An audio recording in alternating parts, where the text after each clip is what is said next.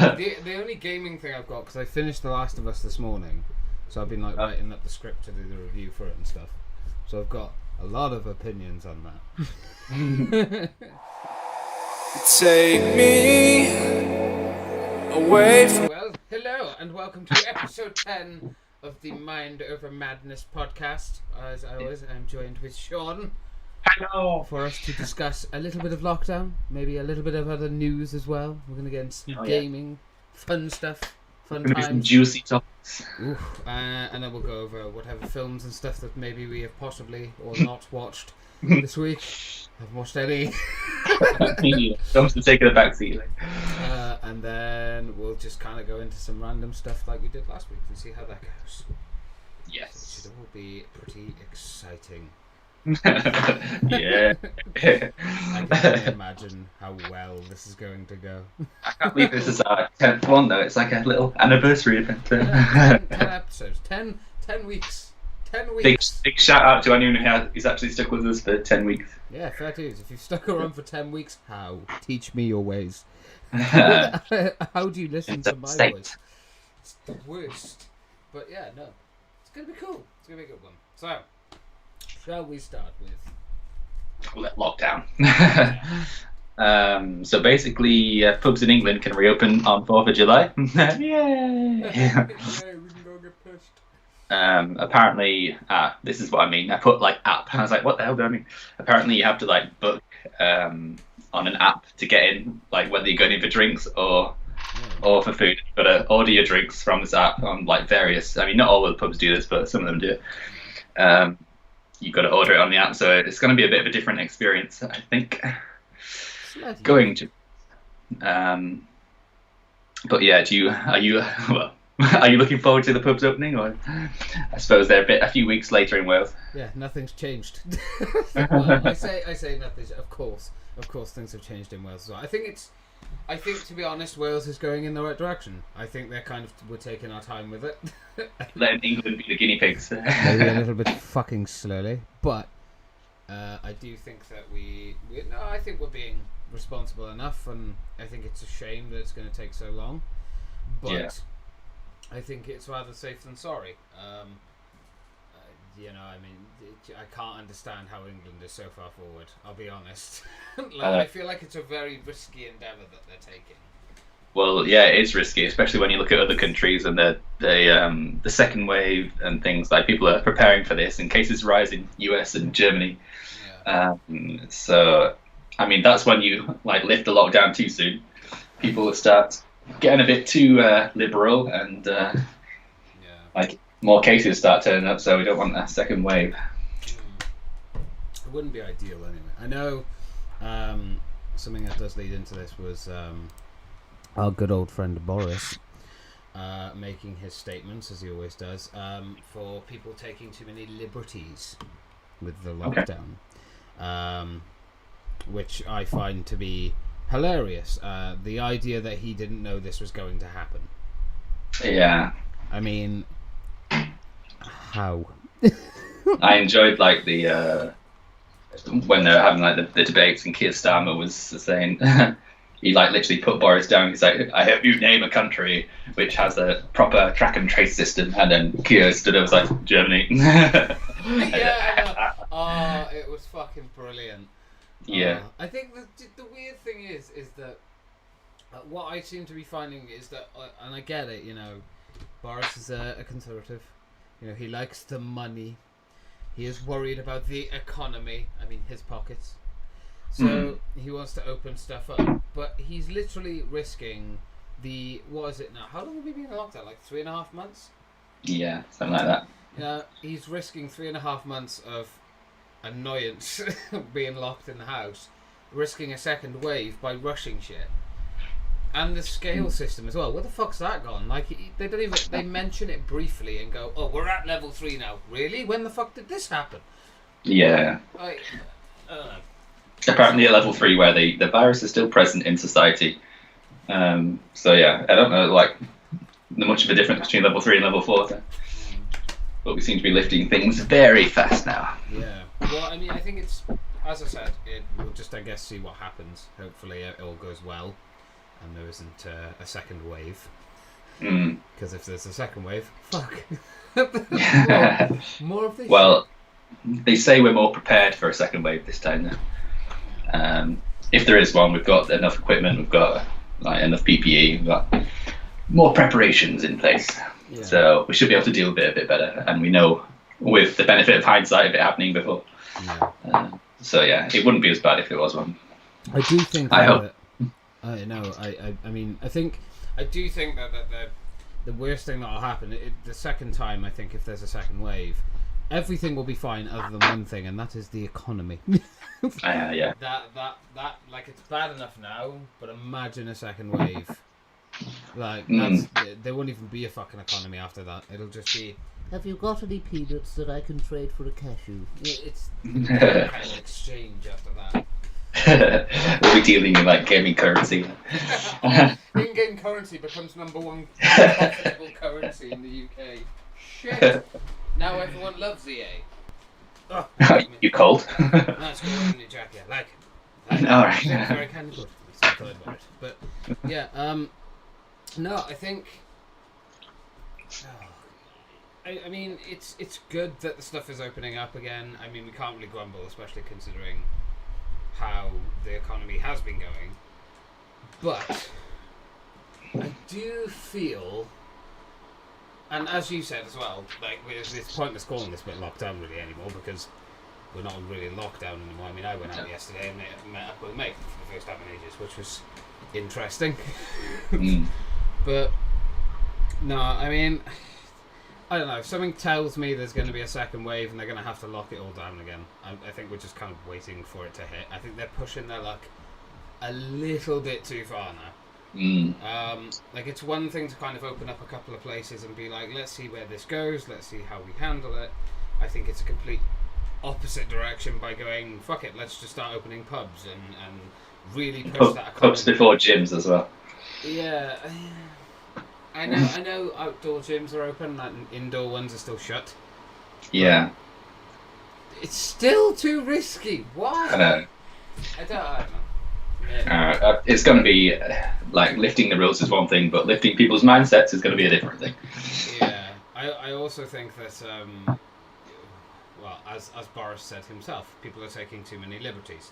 I think what the government seems to forget is if they put, like, they have a boundary that's like here, people are just going to go there. They're not really going to listen to the rules. It'll be like, yeah, they'll always push it a bit.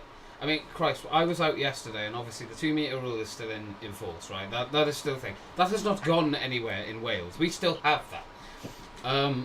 And yet, I did not see a single couple of people, and it was clear they didn't live in the same household. Let me just make this absolutely fucking clear. And they were just in large groups of fucking people walking around. There was like kids everywhere, and like groups of 10. There was like and this was the craziest one I saw. Was three mums walking along, a baby in a pushchair, and their 4 kids around them, all bunched together in one big group. And I'm like, have you forgotten what's going on? Do you not care anymore? Fuck it. No. I want my child to get a risky disease. Go on. It's just stupid. Like, there's no one pulling it around here either. So. I know. I get that people are fed up. They're annoyed. They're going to push the boundaries and all. But common sense, people.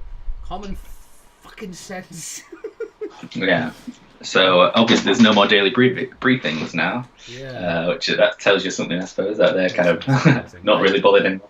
I think they stopped them just because they just weren't going well for them with it. It turned more political than anything, I suppose, like the journalists' questions.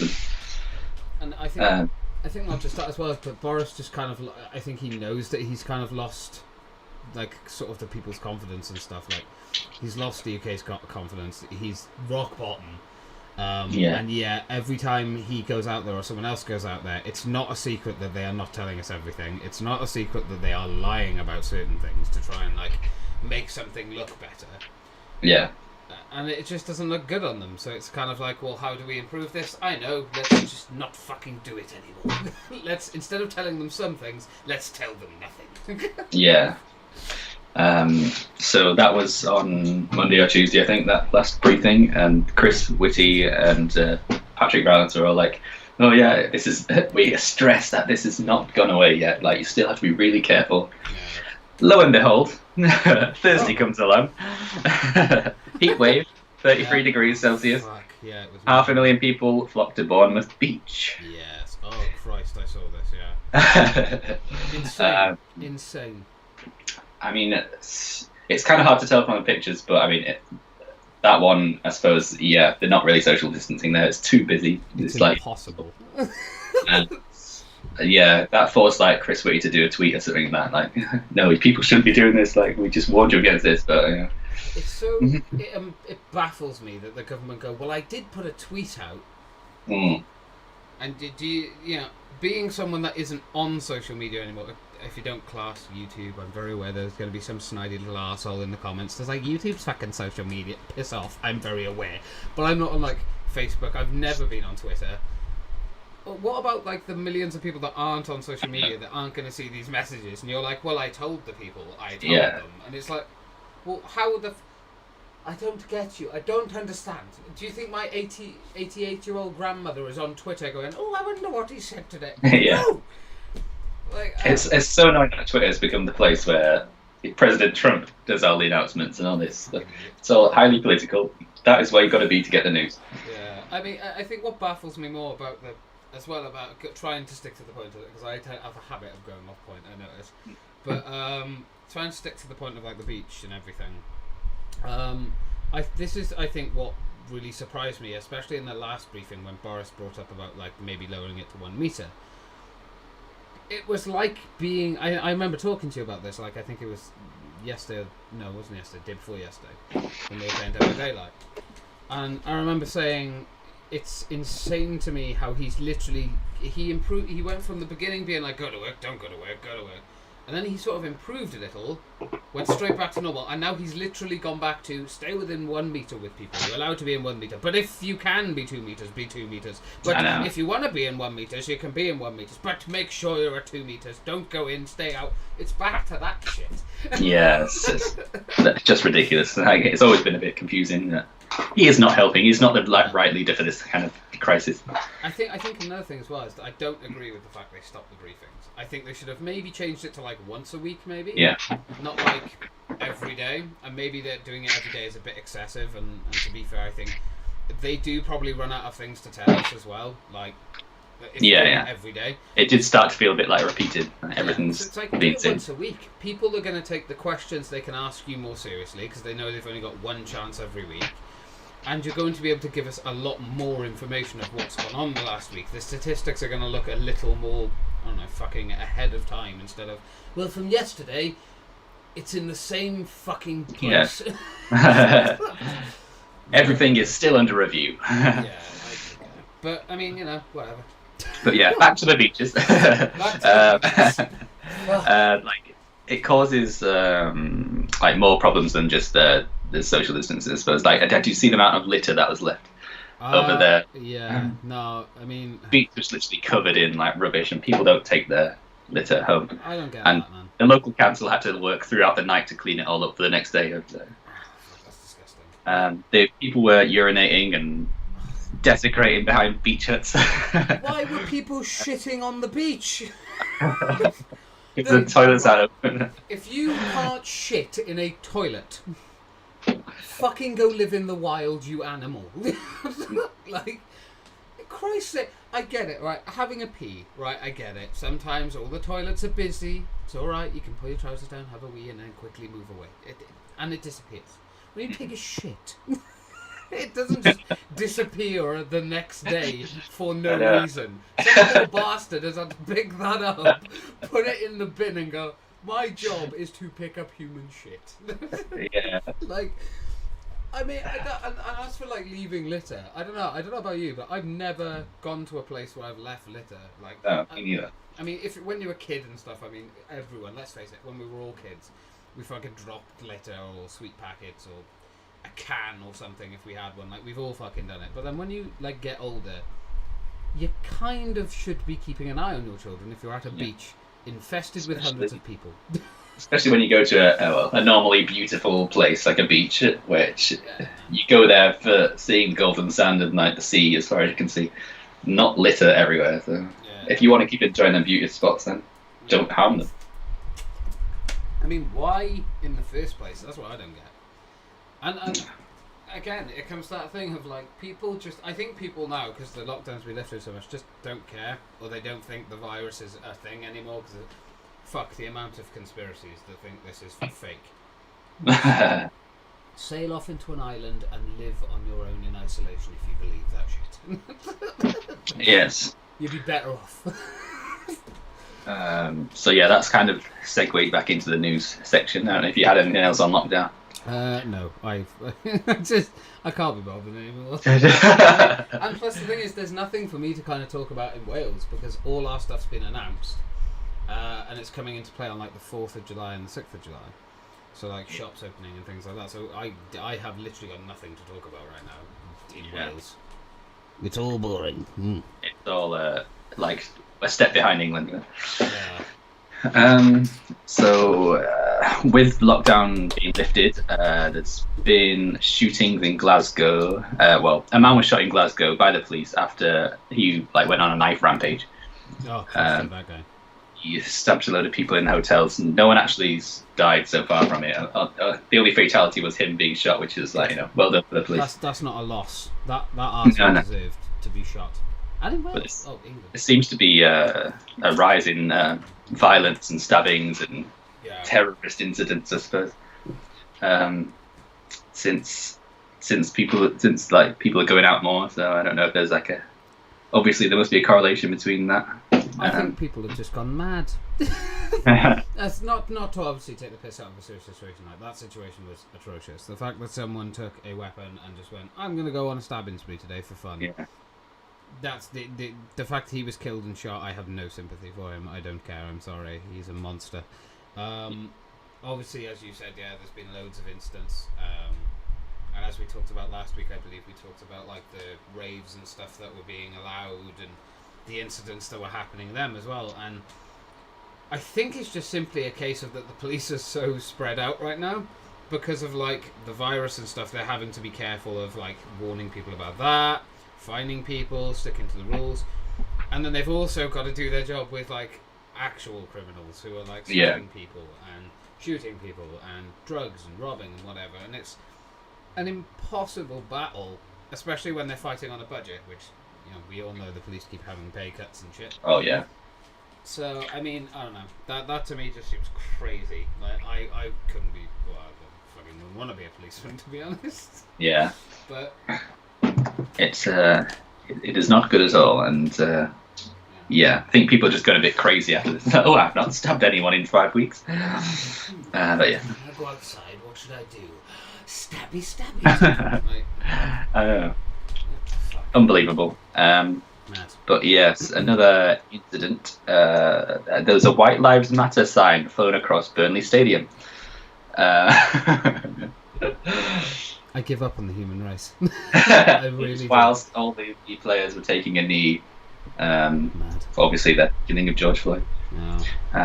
Which again, atrocious. Yeah, it's not. This whole argument is: should they be prosecuted for doing something like that, or is that a breach of freedom of speech? I mean, it is. I mean, I'm a very big advocate for freedom of speech. They have the right to say what they want, even if they are cunts. Do you know what the argument will be? Well, Black Lives Matter. Why can't we play a sign that says White Lives Matter in there? Yeah, that's because they're neo-Nazi bellends who don't know why the Black Lives Matter movement is important. Yeah. And I think I've not seen, and this is what surprises me about that kind of stuff, right? Because this obviously is not the only incident where people have been like, but every life matters. Which we have said as well, because every life does matter. But in this specific moment, it's Black Lives. Unfortunately, yes, it's freedom of speech. I don't think they should be prosecuted or in trouble for it. They have every right to speak their mind, just like we do. That's why I call them wankers. But I think what amazes me is just the fact that it's such ignorance that still clearly this event was highly planned. They knew exactly. Apparently, dozens of people planned it, and they knew when to fly over, how big of an impact it would be. Like a plane, it's always going to get noticed. it's not just like one guy with a sign. Just a guy in the crowd. I believe white lives. So yeah, obviously it's just very poor taste, and I agree they shouldn't be prosecuted because prosecuting them for something like that is a kind of a big, not big, but like some kind of a contradiction to the freedom of speech. And yeah, as long as they're not actively purging the opposite side, then I don't know. I think it's different, isn't it? It's like if they're just expressing an opinion, it's their fucking opinion. But then you have every right to say what you want and believe what you want back. That's the beauty of freedom of speech. I think it kind of, it's kind of that thing of, and it has become a much more serious problem, I think, in comedy as well.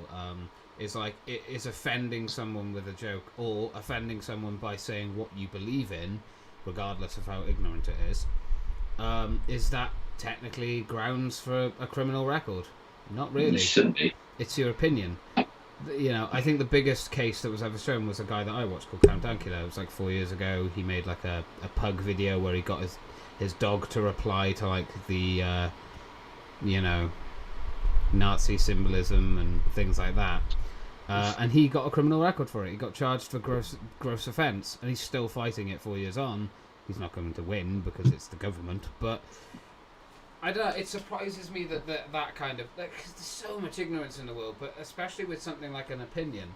If that guy wants to be a toxic fuck and put above White Lives Matter when people are trying to prove a point with the Black Lives Matter movement, unfortunately, he has every right to do so. I don't think it's right, and the guy shouldn't be... Very poor taste. Yeah, he shouldn't be doing it, but no one can stop him because it's freedom of speech. I don't believe the police have prosecuted him, so that's that. And I believe it has to cause like kind of mass hysteria and kind of riots and outrage in order for them to prosecute. Yeah. So yeah, it obviously didn't cause that much of a ripple, but it's just like some ignorant bastards. It's one of those things, isn't it? It's just like I see so much other stuff when people are like rioting about the fact of protesting. A prime example, like in America, with people protesting the Black Lives Matter movement, and then Trump being like, "Shoo, peasants! I need to do a photo shoot with an upside down Bible." I think people kind of look at that and go, "Well, if I go and hide in my bunker." Yeah, exactly. It's like people look at that and kind of go, "Well, if the higher up powers," and it's the same in the UK. It's happened many times. Protesters have been pushed apart when they're peaceful protesting, but when someone does something ignorant like that, like flying that kind of banner, people are like, well, why are you having a go at us when we're peaceful protesting about something that is quite serious? And then you have this dickhead, but you're not doing anything about it. I think that's why people get so frustrated, is they kind of see the innocence being taken care of, but then the actual arseholes getting away with it constantly. Yeah. When in all fairness, it should be everyone has a right to do all of that stuff.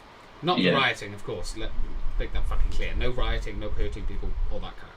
But you have a right to protest about whatever you want to protest. If you want to protest that the fucking sky is green, you are allowed to.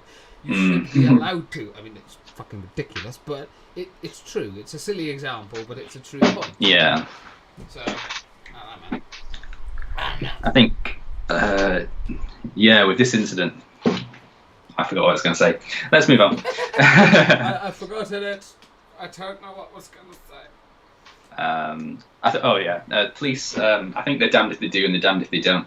However they deal with this thing, because the people behind this would have loved to have been prosecuted for this. Then they could have made a massive example of it, and it would have caused even more of an effect, and then it would have been a worldwide issue. Yeah. But if they just kind of leave it, then I suppose it kind of just brushes it a bit under the carpet, which we're great at, and doesn't make it explode. It's kind of what those arseholes like, isn't it? Getting their name and their face out there. Yeah. Like, oh, Mum, I made it. For being They're probably disappointed it didn't make as much of it. It made the headlines, but it didn't make as much of a stir as they wanted it to. Yeah, obviously. Which is good. Yeah. Absolutely. Very good. So a bit linked to the BLM movement, Simpsons are no longer using white actors to voice ethnic characters. For example, Apu. Yeah. So he's obviously voiced. He's the guy behind it. I forgot his name, but he's voiced Apu and various other ethnic minority characters on the show Yeah. for many years now. So obviously he's going to have to be replaced by someone of ethnic minority. Yeah, I don't know. My opinion on this is kind of just why. It's not like he's doing anything offensive. I know. And he's been doing it for years. Why did no one complain when the first series came out? Oh, that's right, because no one knew who was doing the part. Because no one looked it up. Yeah. Now someone's looked it up and gone, that's a white man playing it. No, you can't do that. It's like, No. It's a fucking voice. It's the stage where you can't even do an impersonation of an accent for your job. It kind of throws comedians under the bus, and I don't know. It's just, for me, this is probably a bit too far. Like, obviously, support the movement and stuff, but when it kind of reaches into the little cracks, which shouldn't really be, it should be left alone. Really, like part of life. It's not really offensive, and they're not doing it to be offensive. It's literally just a part that they play. It's a role. It's a voice. That's all it is. You know, do you think he walks into the booth and before he starts making jokes about his mum making him curry? Like, that's not how it works. You know, he goes in, gets the lines, does them, leaves. Like, yeah. What is so hard to understand about that? And what's so wrong about it? I don't know. If it's going to get to this stage, then it's going to go even further. And anyone who gets offended by anything is going to. Anyway, not worth thinking about. Yeah. There's too much there. Okay, so if there's anything else you'd like to add, there's one more topic that I want to add, a juicy one. Go on. Okay, so dozens of female Twitch streamers have launched their own kind of Me Too campaign, which is, the foundation is well founded. It's against one of the Twitch streamers called Say No to Rage, I think he goes by. He's basically been accused of like inappropriately touching some of them and like coercing them, trying to get them to have threesomes or something like that. But yeah, so obviously that is mostly about him, but I think there's a lot of kind of more streamers kind of jumping on the bandwagons, I suppose. Yeah, I think that's a big thing. I mean, women in media have been subject to harassment for a long time. You look at the Weinstein scandal and stuff like that. Yeah. So yeah, I do sympathise with a lot of women in that position, and sexual kind of harassment should not be happening at all, really. And especially a physical contact like that. But when it comes to them kind of insulting their audiences and kind of accusing them of kind of sexist remarks and stuff like that, it's always going to happen. It's kind of like the thing that you've got to kind of take with the job. Yeah. I suppose I need to say it's horrible, but I mean, it's kind of what you have to take. Oh yeah, I think it's tricky because the thing is with YouTube and Twitch now, it's no longer just like a smaller social media kind of sort of small scale celebrity anymore. It's become its own kind of entity. Especially with Twitch, I would say. YouTube, obviously, let's face it, there's stuff like PewDiePie, Jacksepticeye, Markiplier, all the big ones. But with Twitch, especially with women, obviously there's slang terms like Twitch thought and simps and stuff like that, and fuck knows what it means. I just kind of do my own thing. But I do get it. Like it's a workplace environment. It's a very sort of, I guess you would call high end. Especially when you've got a lot of followers and stuff, making a lot of money. Yeah, these are the kind of Twitch streamers that if they stream themselves to taking a shit, they get 3 million views. Yeah, exactly. And exactly. Lifetime achievement awards for them. Yeah, exactly. And I think it's inevitable. I think that as horrible and as disgusting as it is, it's inevitable. You can't avoid it unless it's reported straight away. And this is the same thing we see time and time again: is people don't like call these people out straight away because in these industries, it's like who you know, not what you know. If you know someone who's high up and who works with people at Twitch, you're going to want to befriend them fucking regardless of the horrible shit they've done, because they could get you the stardom and the money and the fame. Which you'll benefit from. Yeah, and a lot of people don't want to turn and go, well, I'm not going to work with you because you did this or whatever, and then they're like, I never, and then it goes further and further. And then when they get big enough, then it's like, oh, all right, I can support myself now. So Yeah, exactly. now I will reveal all the shit that's happened. And I think the biggest issue about it is when that happens and people only start revealing things after a limited amount of time. I think people start doubting it because they're like, well, why didn't you come out with this before? And it's like people forget that there's a situation that this person was probably in.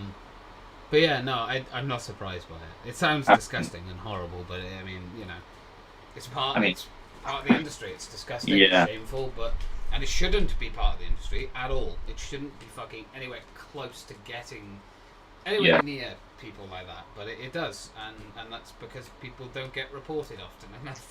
Yeah, I mean, on the other hand of that, it's also a business for some of these streamers. I mean, obviously there's the booby streamers that are not representative of all female streamers, but they're a very small percentage of them. But they thrive off that kind of attention, you know. Yeah. And that's how they make their money, you know. Donate £5 and I do a dance. Stuff like that. It's basically like softcore porn. I've been doing wrong all these years. I know. Donate, I'll shake my ass. But yeah, it's like they've got tiers, like, you know, oh, I'll say your name seductively. But yeah, it's so stupid. And the booby streamers, like, what's your opinion on those? I mean, each to their own, honestly. I mean, right, here's the thing. I don't have a personal problem with it, mainly because hustlers are going to hustle, right? However you're going to make your cash, your dollar, you make it however you want to make it. Just don't bitch and complain when you have people point out what you're doing. That's my only thing. Like, if you're going to do something that you know is going to stir controversy, that upsets the rest of the community in Twitch, you know, there's people that work for years and years and years and get fucking nowhere, and then some, you know, a random person comes on, has their tits hanging out, and all of a sudden they've got 1 million views. It's what happens, and people get very annoyed at it because they're like, well, I've been grinding at this shit for years and I'm not even a fraction of where you are, and you've just turned up with your tits out. I think people sort of find it as a very lazy, cheap and sort of crappy way of getting there. I mean, these people, and I, you know, not to be horrible, but they don't tend to keep their relevancy or their fame for very long. It tends to dissipate and disappear real damn fucking quickly because all of a sudden they have a lifestyle change and they don't do it anymore and people lose interest.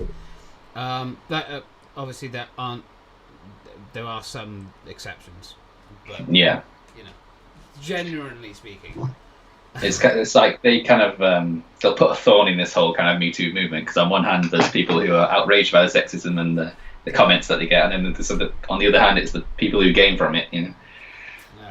It's a big confusing pile of... I mean, some of these people are fucking geniuses. Like, don't get me wrong, the people that just show just a little bit, and then suddenly make an OnlyFans account out of nowhere, and it costs like, you know, $35 to $40 to subscribe a month, and you get risque pictures, you know. Yeah, and it's like, never enough to go fully, you know, like, oh, you know, I'm showing everything, but it's like a little tease for people. This shit works, man. People like end up paying for it, and Christ, the numbers. And they're well aware of that. the fucking numbers on some of these things is insane. Like, people are probably making hundreds of thousands in a year, and it's like, Jesus Christ. And it's just from taking a bit of a risque photo I know. and posting it on an OnlyFans, just because people are like, I want to look at her boobies. I mean, Jesus, you can get it for free on certain sites. And no, this within the first half an hour, we have mentioned the top things that YouTube does not like, so this will not be shared anywhere. Just leave it out. That's fine. The first half hour. You want to see this? It's behind a paywall, motherfucker. What things like would they not like? Porn.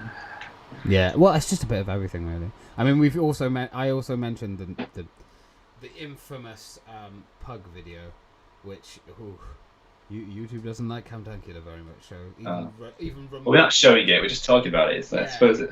Hopefully, it wasn't in the first 10 seconds, so we should be fine.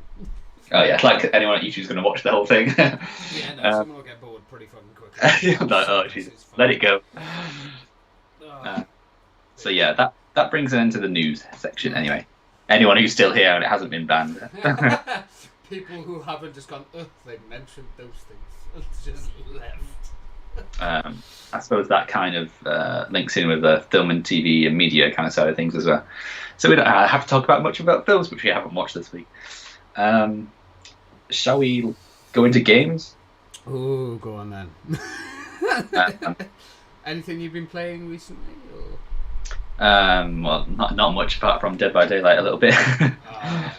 Got the little 4th anniversary event. I think there's quite a few bugs in that game still. Like apparently the offerings don't work as intended and stuff, but they're open and they put news articles in the game, which is good. Yeah. About it. But yeah, obviously Division 2. I just mentioned it sends ripples of joy everywhere. Their season started. It's basically the same shit as last time, which is exactly what I've written here. Yeah.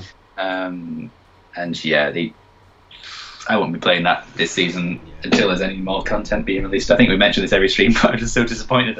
I think that's the thing of it, isn't it? It's just being massively disappointed. Huh, how ironic. Massively.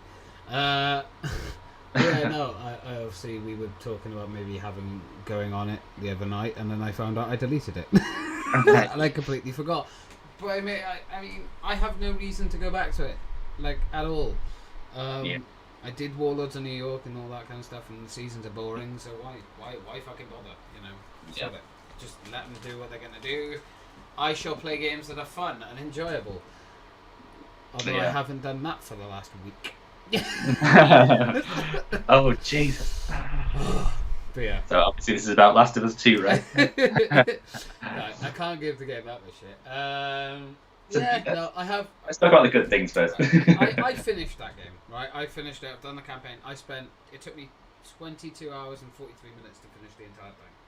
And that was basically looking in as many places as I could. I searched everywhere in that game because I really wanted to take my time with it.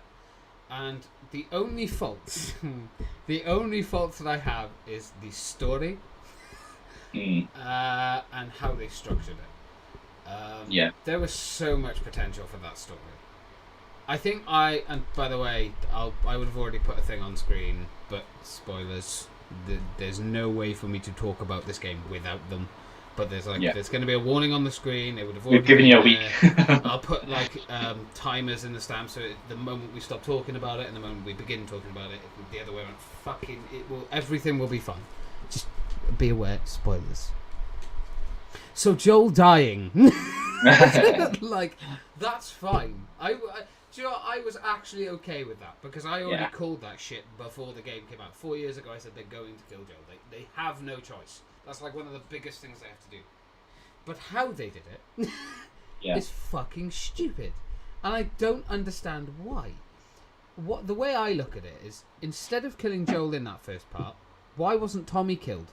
I get it. They're looking for Joel, right? I get it. They're looking for him. Maybe Tommy and Joel got separated and Tommy's the one that bumps into Abby, and then Abby just, for whatever reason, something happens and they mistaken him for Joel.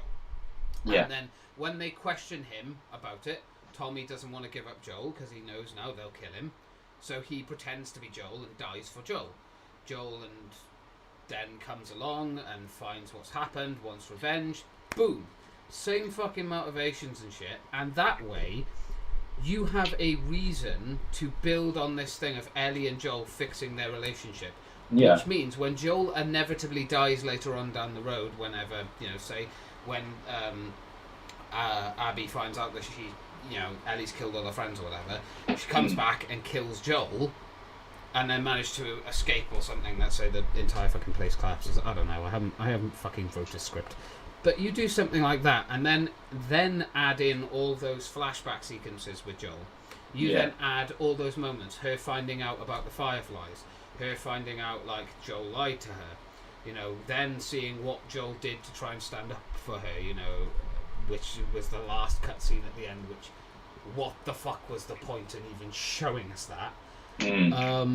But then imagine how much more of an impact Joel's death would have had. I know a lot of people were like shocked by it and upset when it happened and whatnot, but if they had done it like that, spent time getting us to connect with Joel again, all over again, refixing their broken relationship through Yeah. this entire thing, instead of being like, oh, Ellie's got a girlfriend now. Did you know she's gay? Did you know she's gay? Well, you didn't know? Okay, we're going to get to smoke weed and then just, quote-unquote, have sex with her girlfriend, which we don't see anything of course. We just see a kissing scene. Because, you know, God forbid there was a sex scene in this game. I'll get to No.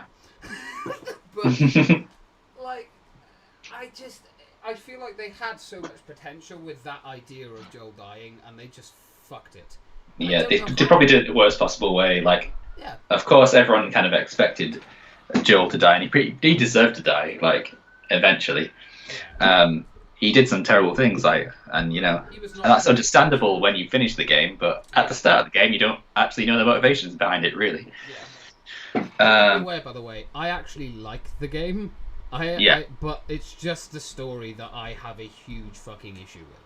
Yeah. Because there's so many things, again, like I said, that they could have done so much differently. Touching on the Abby thing, I don't know if you've heard about PewDiePie's reaction to it when he found out there was 10 hours. By the way, there's 12 hours of playing Abby. Fuck me. I have never played a game that I felt was more drawn out and more fucking utterly pointless so often. Because with Abby, you're essentially just playing on what just before, you know, she finds out what Ellie has done. So it's like slightly behind. And there's just so many moments where you're just like, this could have been cut out. This didn't need to be there. These cutscenes could have gone. Yeah. I mean, again, They're trying to kind of force you to like her when you don't really want to. This is the thing that I don't get. Why not have had that entire section of Abby and stuff sort of just sprinkled in with Ellie? I know people might have been a bit funny about it, but at least then you're not forcing people to play a full 10 hours as a character they fucking despise. Yeah. I feel like maybe it could have been a minor improvement to have the Abby section first and then the Ellie section, because then you get the motivations behind it. Exactly. And you kind of sympathise a little bit more. And this is the problem, see. There was no sympathy for Abby at all. Because you hated her to start with. The first thing she did was kill Joel. For us, in our mind, no reasoning. I'm sure there were people out there that guessed they were fireflies. Boom, like that. Straight from the start and went, they're fireflies, they're there for Joel. I'm absolutely positive people guessed that. But it is not told to you that her father was the doctor that was killed until about a good... halfway. Not even halfway over. It's like... the moment you start playing as Abby, it's about 12 hours, and it's about the 14-hour mark that you find out what happened, and you're like, well, by this point, I don't care. I spent 12 hours chasing her as Ellie. Yeah, and all of my friends are already dead at this point, which you gotta like... Exactly, and then they start trying to build this fucking weird relationship between her and Owen, and then there's this really weird fucking sex scene that they just fucking threw in there. Why? Yeah. This is the truth. I've never sat in front of a game and gone, what? This is ridiculous. And like genuinely sat there in awe at the fact that they had the gall and the bollocks to do this. Yeah. And I'm like, don't get me wrong. It's not just about looks, but can we just talk about how Abby looks for a second? I heard someone describe her as a roided up mongoloid. I'm going to try to refrain from using mean things, but she is ugly as fuck. That's not me being... I'm not trying to be horrible, but I'm not being funny. Look at her. There is no woman on this planet that has tits that are square. I'm sorry, but there isn't. There is nothing likable about her either. Like, not even in the slightest. What are your main problems with Abby? Her tits are square. No, it's just, I guess, the realism of it. And another problem with the game is the timeline. They go, well, this was 2 years ago. This was 4 years ago. I'm not being funny. Abby 4 years ago looks about 10 years fucking younger. Do they not know how time works? Like, I know. What the fuck happened at Naughty Dog? She just kind of looks a bit unnatural as well, going back to her appearance. Like, who has muscles that big, like, especially during an apocalypse? Well, this is the thing as well. This was something that I was like, I didn't quite understand. Was have you look at female bodybuilders and they are built to shit.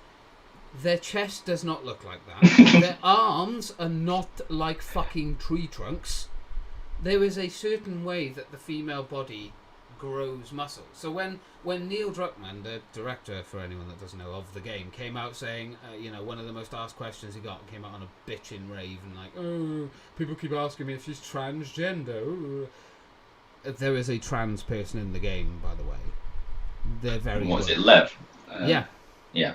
I was like, I genuinely had no fucking clue until it was pointed out right before they pissed off. And I was like, oh, alright. And she's like 13. Right. It kind of felt like they just got the script and went, alright, tick, tick, tick these boxes. No, exactly, yeah. They just like, how many boxes can we tick in this game since people we know love it and want to watch it? Not just that, but there was blatant false advertising as well. If you watch the trailers and then watch the scenes in the game, Joel is way older. Yeah. But, I would have loved to have seen that. There was like a scene in the trailer where like her hand's being covered up, and then you see it's Joel like behind it. But they replaced that with the I can't remember his name, Jesse or something, with the other guy. And it's like I would have loved to have seen the dynamic between Ellie and Joel as like a grown-up kind of conversation. And this is what I was like. This is what I'm saying. It's like they should have killed Tommy off first for whatever reason. Yeah, who gives a fuck about Tommy, really? Well, not in like a horrible way. It's still impactful because it's like, well, it's Joel's brother, so you understand why Joel is so angry and he would want to go after them. And Ellie, being Ellie, regardless of her relationship at the time with Joel, is going to want to protect Joel and be with him. Joel could like piss off on his own, and then you're chasing Joel. There you go. The entire fucking narrative is just not Tommy, it's Joel. It just makes more sense that way, because then you could eventually come across Joel, and then that's when he could die. Because let's say Abby hears Ellie call out for Joel, and then she's like, wait a minute, I thought the other guy was Joel, and puts it together or whatever, and then kills him in cold blood or whatever. Those kind of things, just it adds up better. And it's the kind of out of character actions as well, like what the hell was Joel and Tommy doing, trusting Abby and her group, saying, inviting them back for dinner, just openly telling them their names. Yeah. That doesn't seem like something that Joel would do. Like, he's so careful. And I think as time has gone on, and this is another thing, we don't know that Joel has changed in the ways that he has changed. Because, again, these cutscenes don't come until the end of the fucking game. So, like, it doesn't make any sense, like, how he's acting. Because what we know Joel is, he'll shoot a motherfucker to save whoever he cares about and he loves. He will kill whoever. He will slaughter hundreds of people. Like Ellie said, like, if it was one of us, like, Joel would be halfway to Atlanta by now. He would have been as well. And then Tommy's like, no, he wouldn't have. It's like, yes, he would, Tommy. He fucking know he would. And that, it should have been you. I don't know. It just, to me, it just seemed so forced. And Ellie in this game, what did they do to her personality? She's so unlikable. I hated her from start to fucking finish. I did not have a single moment like I did in the first game, which, like, at first you're kind of a bit funny with Joel, because you're like, yeah, I get it, you lost your daughter, but snap the fuck out of it kind of thing. But in this game, it's just, Ellie just keeps making decisions that just don't make sense. Like the first encounter she has with Nora. When she's got her pin, she's got the gun on her, and she lets Nora get into her head, and then she gets all pissed off. And instead of just like shooting her in the kneecap or the leg or something, no, she goes to go hit her in the face, so she gets a pan to the face. And it's like, why? And then literally within 5 minutes, you kill a few guys, you walk through a few spores, you get to Nora, and she's beating her head in with a metal pipe. She's no better than Abby. I know, well, that's what they want you to think, isn't it? And it's like, okay, so I see where you're going with this. You want me to kind of see how she's going to, in the end, become a nice person and everything's justified. No, she just gets worse and more stupid and more idiotic. She kills a pregnant woman, like I know it wasn't, like, intentional. No, she didn't intend to do that. Why the fuck did she try and get both of them to walk, or one of them to walk forward, and then try and move the gun? But it doesn't make sense. Like, these are not decisions Ellie would make, regardless of the fucking position that she is in and how angry she is. She has proven time and time again she is not that stupid. And then what the piece de resistance with Ellie? The fucking ending of the game. Like, when they had that house scene just before you get into that bit, I was like, oh, okay. She didn't actually get revenge, but maybe she's going to be willing to let it go. And then you have Tommy there, and Tommy's like, well, I can't go after her because I'm fucked. Yeah, that's kind of unlike him. And she's like, well, I'm not going to, and I know, and Dina chimes her little fucking mouth in because why not? Yeah. You know, she's part of it now. And then... But we have a child now. Yeah, and she's like, oh, well, I got a family. And actually, to be honest, I would have found it more realistic for Ellie just to have gone, and kind of gone, I'm not doing it. Joel wouldn't want me to. I'm very lucky and privileged to have what I have right now, so I will go with that. No. Yeah. She went off. She gets up in the middle of the night, and then Dina's like, I'm not doing this again. Ellie just leaves. Ellie's like, I don't give a shit. Ta-ra, mate. I've had enough anyway. And it's like, it just doesn't make sense. It doesn't make sense. And then to top it off, we don't even get to fucking kill Abby. We don't get to kill her. You have this ridiculous fucking one-on-one fight. By the way, the fucking melee combat in this game is shite. You have this awful fucking melee fight with her. You go to drown her. Nothing. No. She just lets her go. Goes, go on, you leave. I've lost 2 of my fingers now, so I can't play the guitar, you bitch. But leave. Go on. Yeah. Goodbye.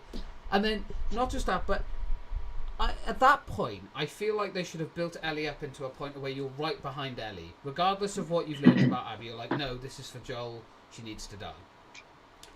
And then you find out that Abby's really weak. So the game's trying to make you feel bad and be like, oh, maybe we should leave her alive. And it's like, ugh. But, you know, I don't care. Look, she would kill us in an instant. I know she would. And then you get to the boat. They have their little discussion. I'm not fighting you. Oh, no, Abby's the morally righteous one. Okay, whatever. And then Ellie puts a knife to the kid's throat and says, we are fighting. I don't want her to win now. I want to go back to punching her in the face as Abby. Yeah. And I'm like, it's so flip-flopped. And like, when you have to fight Ellie, that sucks ass. Why would I want to do that? Why would I want to knock her the fuck out and kill her? She breaks her arm. I don't want to do this. It's just like really kind of pushing the boundaries of like modern media and entertainment, I suppose. It's like they're trying to force you to have 2 separate protagonists that you care about equally. Yeah. And it's just like there's a reason why most films and games only have 1 protagonist, because you're supposed to connect with one of them. It's the whole message of, you know, who's good and who's bad. Revenge is a big waste of time. And it's like, we know that, but we'd rather just focus on one person. I mean, you can have multiple protagonists and it can work, but the way that they structured it, it doesn't work. You forced us to play as the character that killed the only character we gave a shit about. Why on earth would we want to do that? I can't tell you the amount of times I made her jump off a cliff. I can't. Like, imagine playing the next Marvel Spider-Man and someone kills Peter in the first 10 minutes and then you play as the killer for the next 10 hours. Like, well, you won't care about that shit. It's just like pushing the boundaries for the sake of it sometimes, and, you know, ticking the boxes and thinking, is this a different game that we've never seen before? Yes. I mean, sometimes you've got to kind of stick with the formula people like, and I don't know. I mean, overall, it's a good, very detailed game, and the gameplay is good. Graphics is amazing. The gameplay is fun and enjoyable until about the 3rd act, I would say, of the game, and then in which case you're bored as fuck. The dialogue is really, really good. The characters are acted well, considering what they have to work with. Everything about it works. I encountered 2 bugs over 22 hours, or nearly 23 hours of gameplay. 2. And that is a big fucking game to only have 2 bugs that I came across in. Everything works. It's just the main thing you need to have work, fucking regardless of everything else, is the story. I know, because the story, you can kind of forget about all the other things and get immersed in the story, but if that's flawed, then... I was actually, up until the ending, I had hope. And then that fucking ending, where she just puts the guitar down, walks out and walks home. Oh, I'm assuming that's basically what she's doing, is walking home. I forgot to plug my fucking charger in. I don't know, man. To me, it just seemed very waste of time kind of thing, you know? Yeah, she was kind of wasting her time at the end. It's like they could have resolved that issue earlier in the game and made us think about this whole revenge is pointless thing earlier on, rather than having a wasted journey, nearly get killed, leave her child, well, not her child, but the child as a single orphan kind of thing. And it just seems like, also I was kind of a bit disturbed, like the fact that Ellie really, it was kind of Joel kind of had a loving relationship with Ellie, kind of like as a father-daughter kind of thing. Yeah. But Ellie didn't really feel the same way about Joel, really. She did at first, but it was when she found out about the Fireflies thing. Because in that cutscene, she basically just says, "I'm done with you," and then walks away, and that's it. Yeah, well, you saw some of the cutscenes before that happened, and it seems like awkward as hell. Like she wasn't really that oh yeah. I mean, I think she knew she was lying to her. So. Well, this is the thing. We already knew that she didn't like Joe. We just didn't know why, and that's what I think people were so pissed off about as well. Was that there was none of the interaction like the first game. One of the most beautiful things about the first game was these little moments that you would have between Joel and Ellie. Their little bonding sessions of like, oh yeah, this was this, and she's like, what's that? And he's like, oh god, I'm old. It was those. There are a couple in this game, Yeah, oh no, like I said, absolutely. The dialogue in this game is phenomenal when it works. There are moments when you're walking around with another character and you get those little moments. The flashback scenes with Joel, best part of the game. Far. It's basically like Last of Us 1 with a few added scenes. Exactly, and it just works. But they just then, after they end, you just remember what happened, and then you just can't enjoy it anymore. And this is why I'm like, I can't understand what drove them to do that straight away. Like, why not do that later on and have all this build-up for it? Yeah, it's like, oh, we killed them off straight away. Ha ha ha ha ha. Yeah, just so that they could get all the streamers' reactions to it. They're, oh my god, Joel! Can I be honest as well? The way they did it. They I want to point this out. This is not only the most sexualized game I've ever played and seen in my life.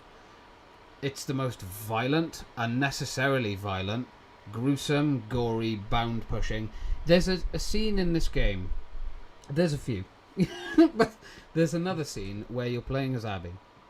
And this kid, who is no older than 13, gets held down by two fully grown men and has her arm beaten in with a hammer.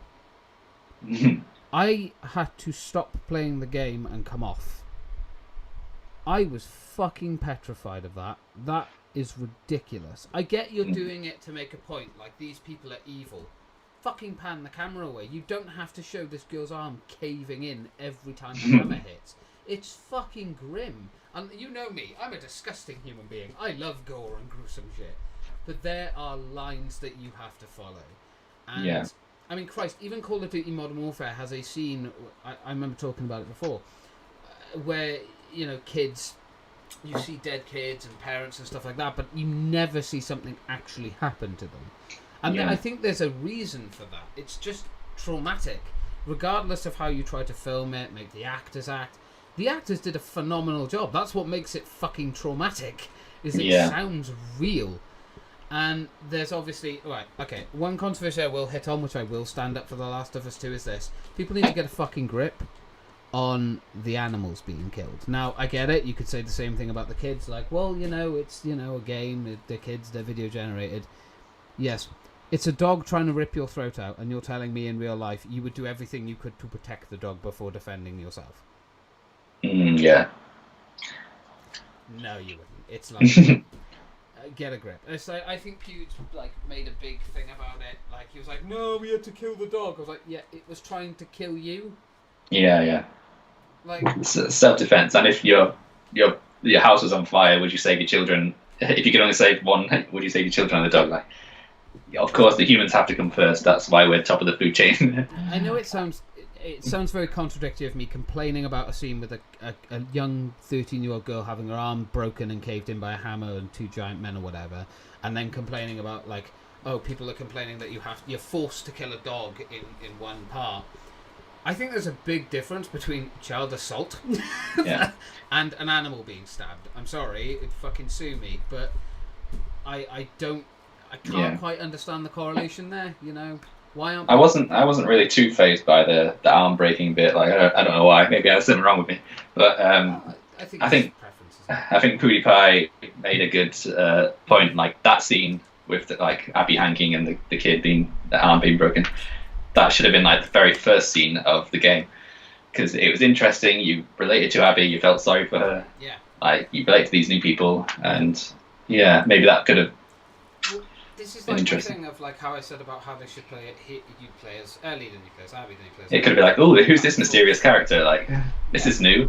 Exactly, and it could have been done so much better instead of, the way they've done it. Which I think it's a shame because it's not a bad game, but the story really fucks the game up a lot. It feels very episodic as well. It feels like a season of The Walking Dead. Like there's a lot of downtime and there's a lot of kind of. There's way too much structure on this game as well. Like, I think after playing for about 4 hours, you can pretty much hit it. We're going to do a part, then there'll be a flashback, then a cutscene, and then it'll be the next part, then a flashback, and then a cutscene, and so on and so forth. And it gets very, not just easy to guess, but boring, because you're just like, this is just the same shit. Over and over. And I can't be bothered anymore. I think you mentioned that it was a bit like the Negan series of Walking Dead, like a tiny bit. Yeah, they kind of went for the Negan act of like, instead of trying to build the character or whatever. I know in The Walking Dead that Negan was mentioned a few times, but when he first came out, killed 2 of the main characters, laughed and tortured the main character who you rooted for, and then pissed off. I think they tried to do that similar with this, but it just doesn't work because Abby, we don't fucking know her. Not just that, but her appearance is ridiculous, and she doesn't fit the sort of. I guess you have the technical, like she looks like a villain kind of thing. I guess, but she doesn't look threatening. She doesn't like the only thing that makes her look threatening is her size, and her size makes her look like a fucking idiot. It looks ridiculous. She-Hulk. Yeah, exactly. The first thing people look at is and go, "Fuck me, She-Hulk's got smaller, but she's still huge, isn't she?" How exactly does she find time in the apocalypse to work out so much exactly. And get muscles like that?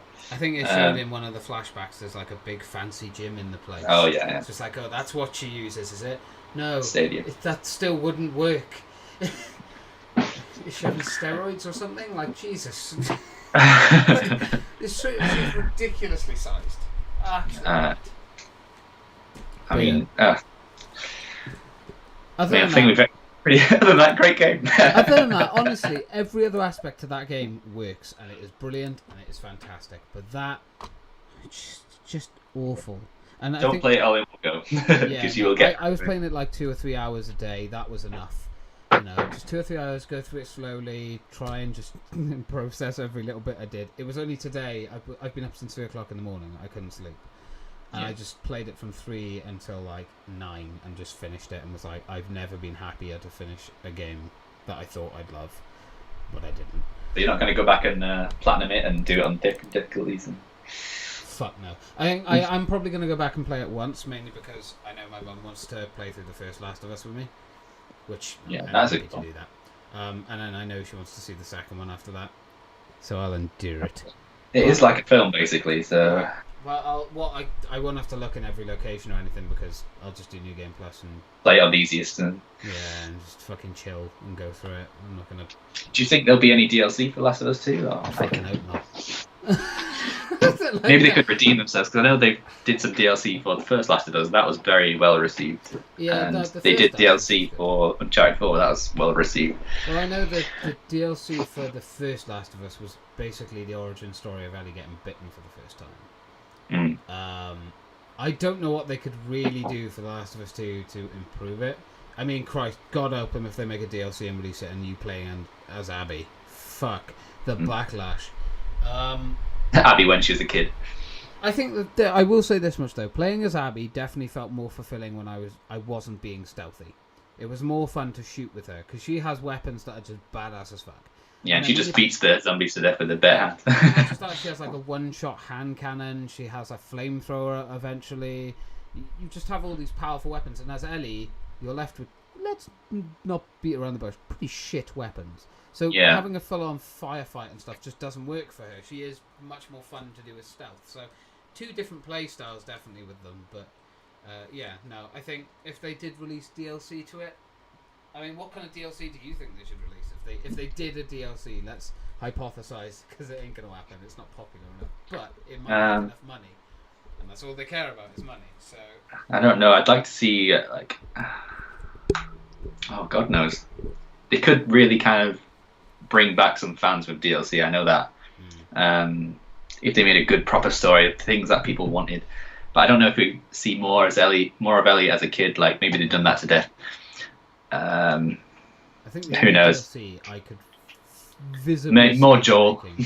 I think the only DLC I could see them making realistically, and it's sad to say, but it's the only one they could really make that would make sense, I guess, is playing as Abby and seeing her journey from the Fireflies to the other group.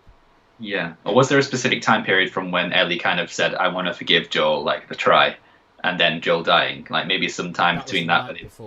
The night before he got taken. Oh, so they can't even do like a DLC between there where they like have some adventures together. If you remember, that was the night that basically Joel told that ignorant ass to piss off, because he's an older guy, so of course he's ignorant to homosexuality and whatever.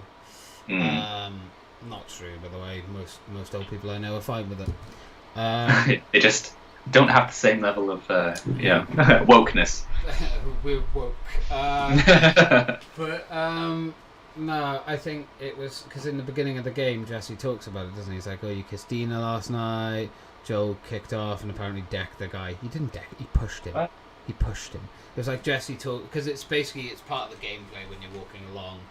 Jesse kind of explains to you what went on that night, and you're learning all this. And this is right in the beginning, so nothing's happened. And then obviously in the end you actually get to see what happened, with Dina dancing with Ellie, having a kiss, and then the guy being like, "Ugh! There's children around, you fuck nugget!" So, yeah. Or I won't actually use the word because it is actually a disgusting word, but yeah, it's what says. They're trying to cover a load of controversial issues as well, aren't they? There's a lot. There's a reason I'm doing an entire video on The Last of Us 2. And it's going to be about an hour long. It's fucking ridiculous, but yeah, I want to talk about the game a lot, and I'm not going to. There's a lot of stuff. Yeah, I'm not going to bog this down anymore with it because I think we've been talking about this for well over half hour. Yeah. So it's one of those games. I don't want to bore you guys with it. Yeah, I wasn't planning on talking about it today, but I mean, I think it's a good one. Yeah, I finished. Juicy one. Might be a good one to. Oh, I will leave it off on this though. Do you think? In your opinion, regardless if they do or don't, do you think they should make a third one? No. A DLC, yes, but not a third one. Oh, so you'd be okay with a DLC because it's shorter. Like maybe just a few, like 5 or 6 hour story, something along the lines of Lost Legacy or Left Behind. But yeah, not another one. I can't think we can deal with another one. I mean, some people would argue that this one was a bit unnecessary. Yeah. I mean, and it kind of insulted the characters of the first one. But. Yeah, a lot of people said that the first one kind of had a nice finish. Yeah, I mean, it was kind of up to your own imagination, kind of what happens and what is good and what is bad. And again, I think that's the problem. Naughty Dog sort of shot themselves in the foot. The first one was nothing like and no other company has made anything like that ever before. No. And they shot themselves in the foot by trying to outdo it. I mean, you say you was disturbed by the child being the arm being broken in the second one, but in the very first one, the child dies and gets shot straight away. Yeah, that is true. I don't know. I think that just the what happened, I think, is what was a bit more shocking. The brutality of it. Maybe I'm just a bit of a fucking wuss. I can admit that. Maybe it's just a bit of me being a bit of a wuss when it came to it, but it came sort of out of nowhere to me, so I was a bit like, oh fuck, okay. But no, I wouldn't fucking boycott the game for it or anything like that. I just think it was shocking. But fair enough. No. Well, we shall move on a little bit then. Yes, I think we've. Is there any games you want to talk about? No. We'll move on with that. It's been a while. Any films you'd like to talk about? The only thing that I could really talk about that I've watched in the last week was when I was over with my cousins and I watched an anime called Corpse Party, which also has a game to it. Like a horror kind of thing. Pretty good. I would highly recommend checking it out to anyone. It's only 5 episodes. So pretty good. Gory. Well, not that gory actually. It's really not. Actually, a tiny bit bloody. Kind of just a throwaway thing if you're bored. Yeah, Half an hour each episode. Not bad. fair enough. But yeah, that's pretty much it. Anime recommendation by James. Anime recommendation of the week. And yeah, I got nothing, I'm afraid. Oh, damn. I think it's been too hot with the heat wave and stuff. You can't be bothered to kind of sit in and watch things, and you're just like kind of slowly dying. I'm burning. But yeah, so we'll move on to our final section, which is, I know, popular with a lot of people. A bit of interesting topics. The topical section, we'll call it. The topicals. Have you got one? Yes. I mean, it was kind of last week we were talking about kind of sex education in schools and stuff. It kind of got me thinking about something this week. Like, I was thinking about age limits and age of consent as one of those. Around the world, it kind of varies quite a lot. I know in Nigeria, it's 11 years old, and in UK, it's obviously 16, and Bahrain, it is 21 years old. Yeah. So, what do you kind of think the right age? I'll go through like the pros and cons to like lowering it and stuff. But what do you think the right age for it? Do you think we've got it right at the UK, 16? Well, I'm assuming we're just going off of sex. Oh, well, like consent is like the ability to kind of know about sexual relations and have them legally. No, I think in the UK 16 is a good age. I think 18. I mean, if you were going to increase it, 18 is as high as I'd put it. And let's face it, people don't listen to it anyway. But I mean, 11. Something sketchy's going on in that country. Just saying. Nigeria, that is. Fucking boo weird. Not gonna lie, but I suppose like it would kind of link in with the ability to get married. So can you imagine like a 30-year-old marrying an 11-year-old? That happens though. I'm fairly certain. I mean, I know maybe it's part of their culture. I don't know. If it's part of their culture, it's still wrong. So, no, do you know what? It's still wrong. Fam, no lower than 16. If you go lower than 16, fucking get out. Like, I mean, I'm not before. I get it. Like, this day and age, a 14-year-old can look 18. It's ridiculous. That's why I wouldn't want to go on a night out. You never know what the fuck you're gonna get. So, the amount of makeup they cake on. Like I said, I've said this before. Those kind of girls, when you bring them home, they take their makeup off in the morning. They go weigh themselves. They're about a stone lighter. So, I don't know. I think 16 is a decent age. I think it's good. I think it's a sensible age. Yeah, I agree with that. You're just finishing school. You're going into college, kind of thing. You've done your GCSEs.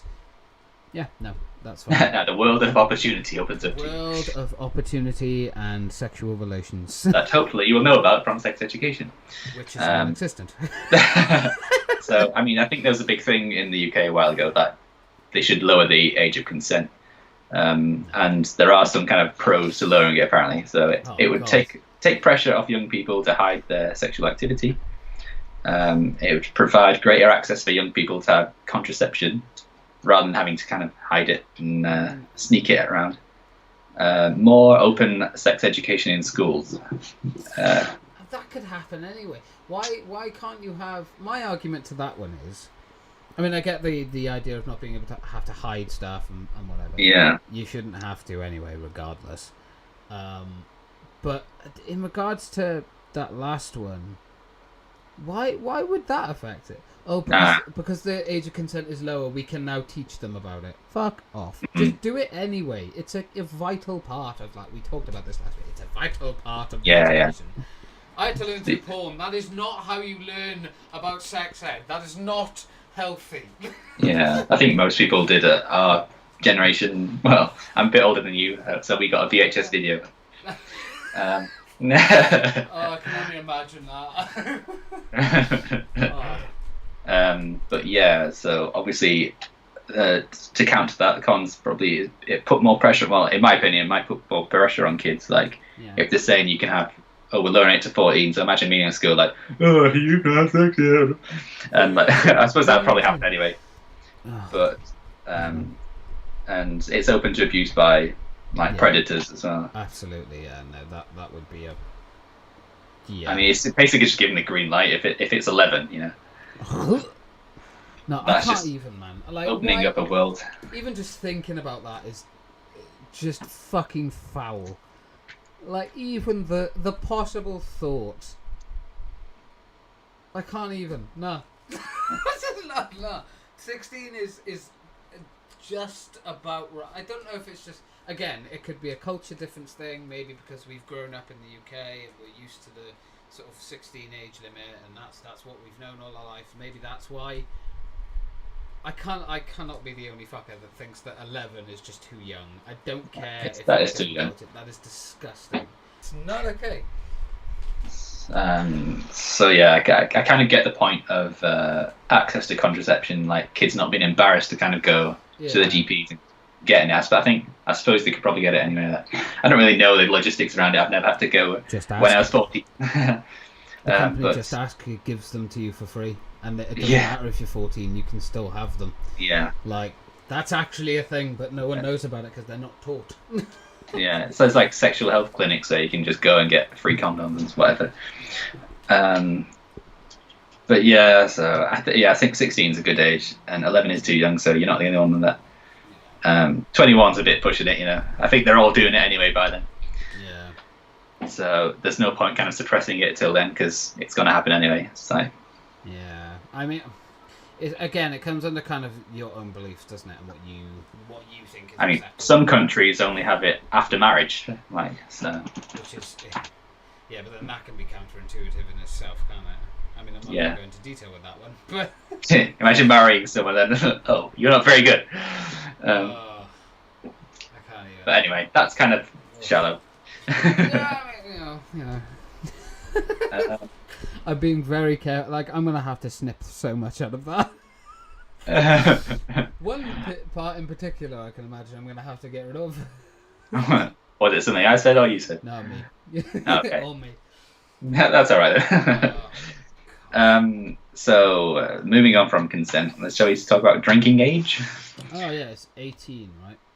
Yeah, 18 in the UK. Italy has the youngest at 16, and US has the oldest. But I don't actually know if the US has the oldest, but I just put this down for 21. Yeah, I think it's different in every state, isn't it? But I think the majority is 21. Yeah. In America. So, do you think the UK's got it right on that one, the 18? I think personally, I was drinking from when I was like 15. Yeah, I think they say you can drink from 15 or 16 as long as you're in like a household. Yeah, if you're in a household with an adult, which is classed above 18. I was not an adult of 18. I can make that very clear. I don't know. It's another tricky one, isn't it? I think. For me personally, I think 18 is probably the most sensible age to have it at. I think any longer, people are just going to break the law. And if you put it down to 16, I can only imagine the number of alcoholic problems that will occur so quickly, because they don't, at that age, you don't know, kind of the seriousness of drinking a lot, ending up in an ambulance. You just think, party, yay! Yeah, exactly. Fun. Take it from someone that has ended up in an ambulance, kids. It's not fun. I've been around when that happens. Yeah, I think 18 is a good age. I think if they were going to change it, it would definitely be to lower it to 16. I personally don't think that's a great idea. I know it's a bit hypocritical of me to say that when I was drinking from much younger. My mum was not a sort of hiding me from it kind of mother, but. 18's a good one for like public drinking, I would say, like going out in public to pubs and bars and stuff. Like, it really put me off going into a pub with so loads of 16-year-olds just like chilling everywhere. Can you imagine the headache you would get after 2 minutes? Yeah, and hyper. Most of them are fucking TikToking while you're trying to drink. When you're 18, you have to have kind of more responsibilities and stuff. So it kind of matures you a bit more in that way, and.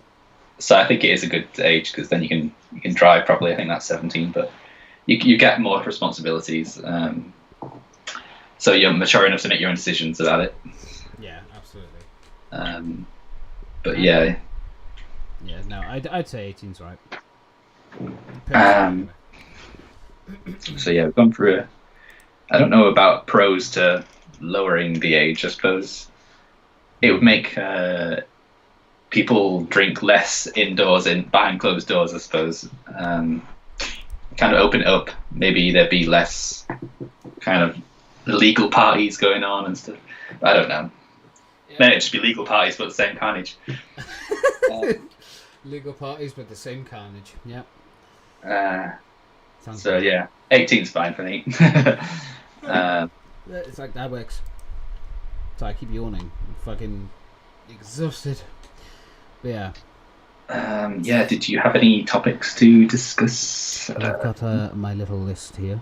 Oh. Yes, I've got my little list. Let's have a look. So we did some health stuff. Right, this is an interesting one. Where's it gone? There we go. People should be legally required to get vaccines. Because it's not actually a legal thing, apparently. Oh yeah. So like. It's kind of your take, because you've also got the anti-vaxxers who are, I like to call, the fucking idiots. Oh, the people who are kind of like a bit hippie-ish, live off the land. Oh, more so. If I give my child a vaccine, he'll have autism. No, that's not how it works. I think as children should be required to have all the vaccines. Like, the parents should be not forced, but should allow their children to have all the vaccines before 18. Yeah. Because like there's a lot of kind of horrible diseases out there that can really affect kids. That's why we have this science. I mean, we're trying to protect the people and human life. Yeah. So yeah, I mean, to take that option away from them is a bit like it's betraying them a bit. Yeah. So yeah, when they get to 18, they can make their own minds up about that. I mean, yeah. Yeah. I think it should be. It should required. Be mandatory. Absolutely. I think the fact that there are some people out there that just outright refuse to give their kids vaccines, that's cruel. I mean, that is borderline child abuse. I won't say it, but it's ridiculous. Yeah. Oh, no, that's the I can hear the YouTube lawyers coming down. Oh, I can already see this video being deleted. Yeah, no, I think it's ridiculous, man. The vaccine should be... I get that they are an optional thing, but for the sake of your health and your child's health, it should be a mandatory legal thing. Just simply because it's there to help you. It's there to make you better. It's not there to hurt you. It's there to make your body stronger. So why not? That's how we're advanced civilization. Like, take advantage of the technology that we have these days, the science. Absolutely. In the olden days, people used to die all the time from these vaccines that are easily vaccinated against, these diseases that are vaccinated against these days. So many illnesses that can't hurt us anymore because of these vaccines, and you're like, nah, I'm alright. Yeah. I'll take the risk. Right, the next topic, and it's an interesting one because we're going to have to go a little bit back in our past, Sean, to relate to this, but homework. Should it be banned? Or at least set to like a certain age until you can have homework? I don't. What do you think about that? Casting my mind, but I never did homework anyway. So I'll be honest, I didn't do homework. I should have. That's why I did it in my break times.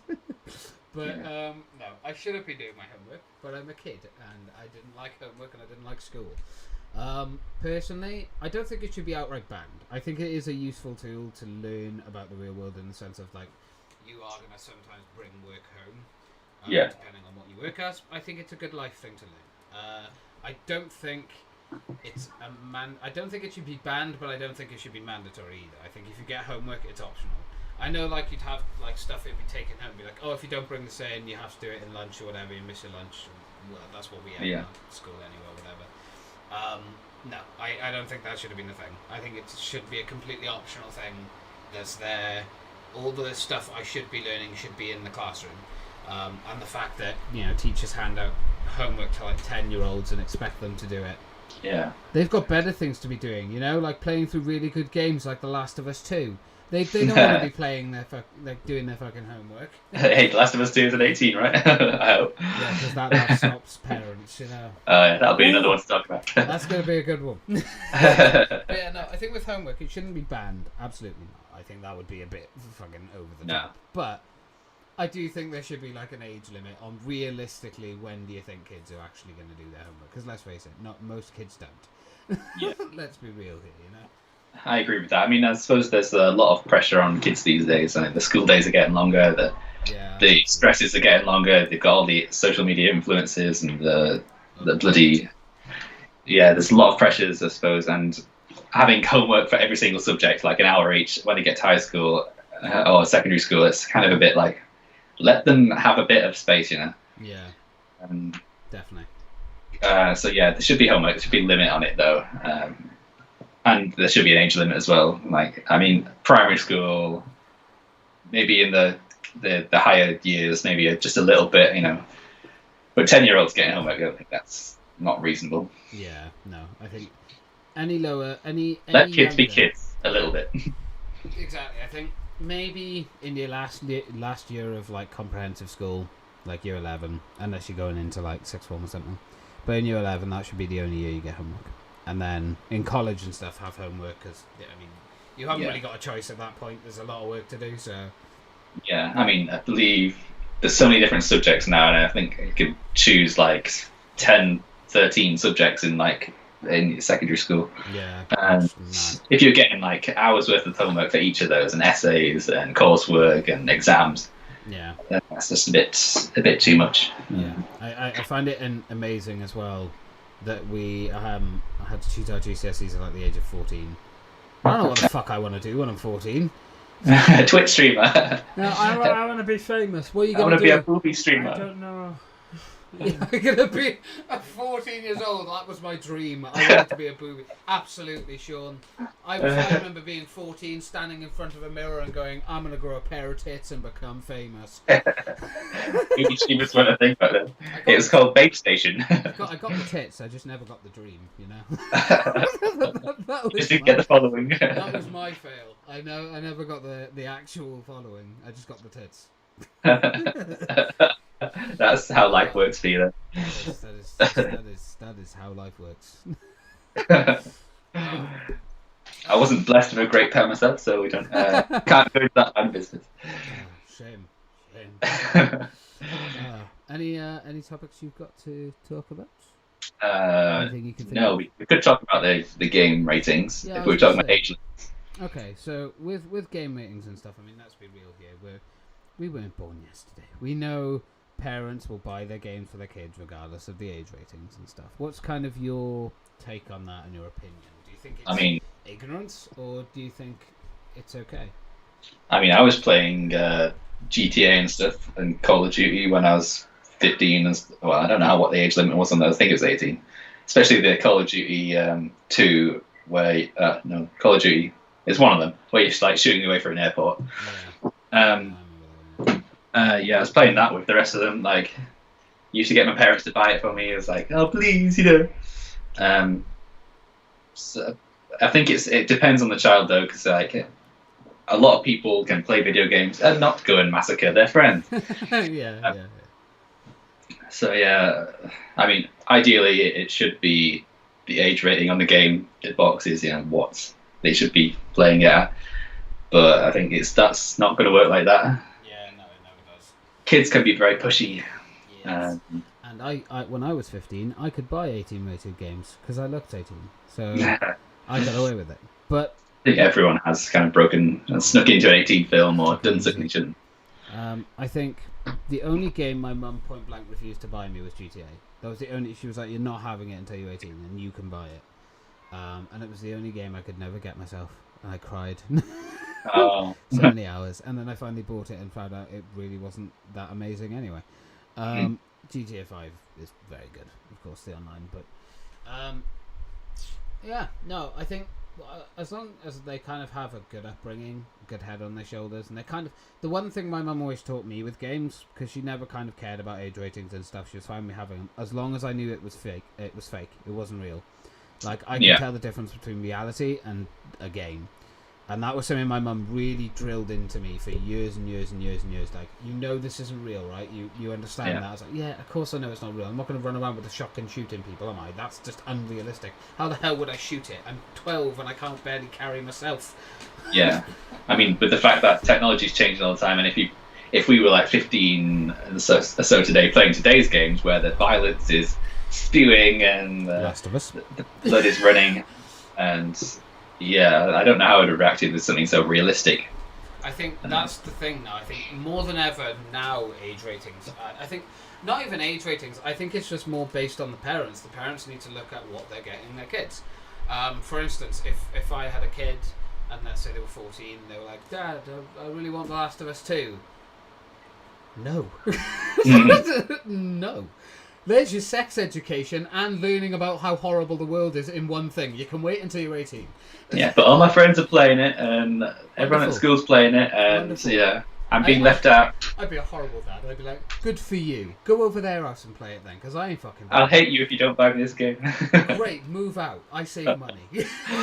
Like, but no, I think that's the thing. I think another thing with parents is that I think they understand that their kids have their friends that are going to go. They're going to go to their friend's house, and it's going to be one of their friends that has the And game. exposed to it. Yeah, they're gonna somehow, some way, see the game or like be able to play it by borrowing it off a game. I don't know if anyone does that anymore. Do kids do that anymore? Do kids borrow games off people anymore? I don't think so. I think they all just buy them themselves because they're all rich. I just dropped the bottle.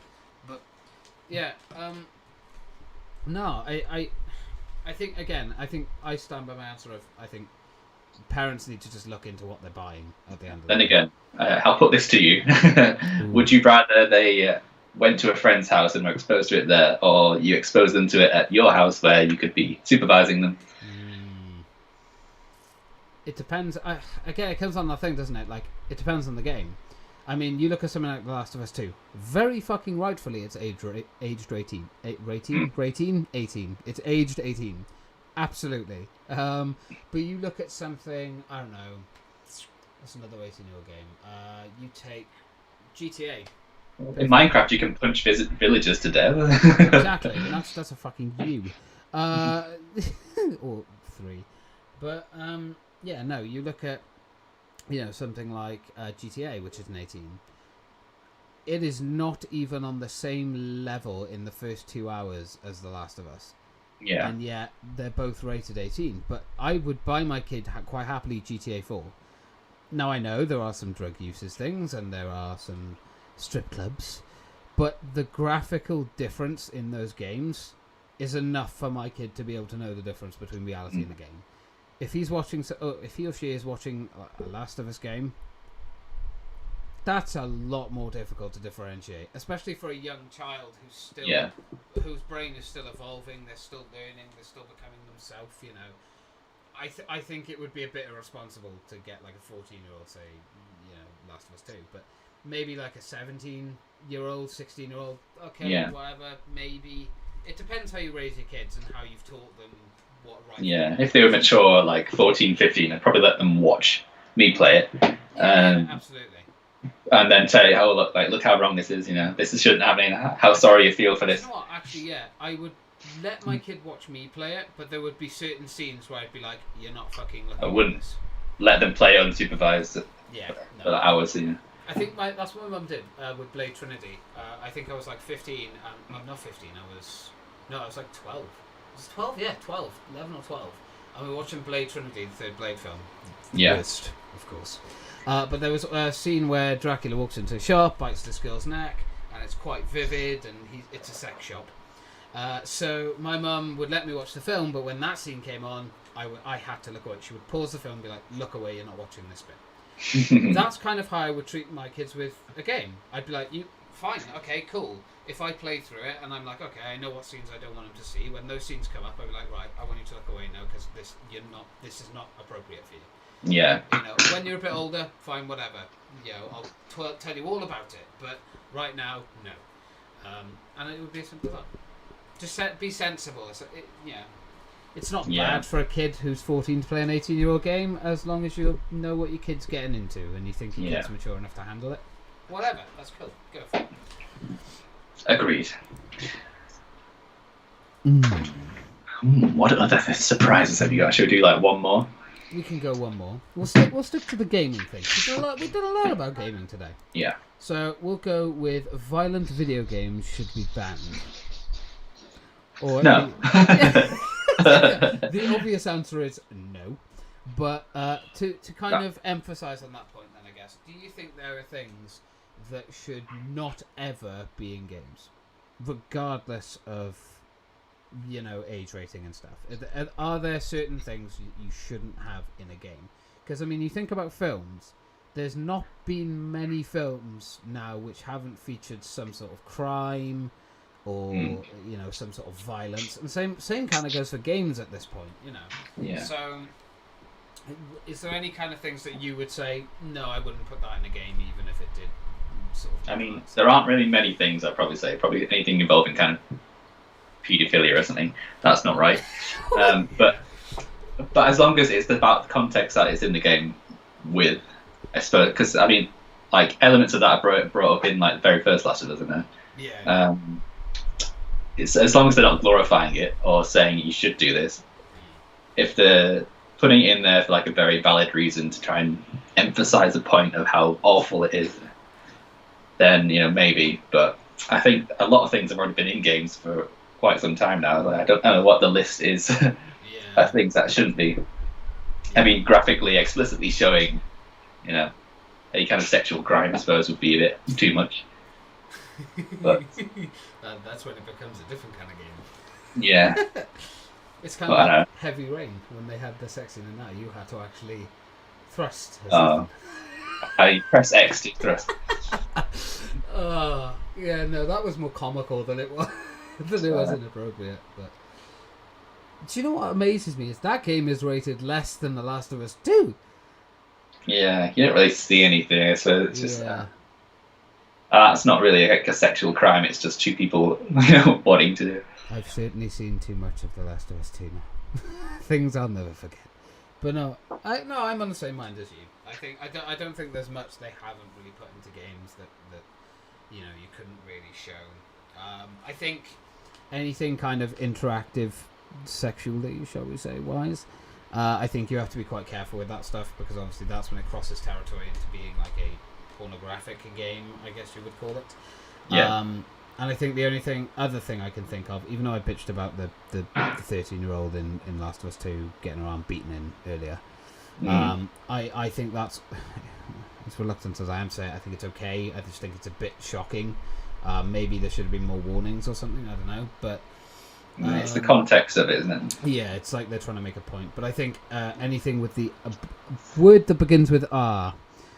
Yeah, that's why I say sexual crime. Yes. Nothing like that. I mean, that's especially with the graphics we have these days. No. But other than that, I think everything's not, pretty much nothing's off limits. I think.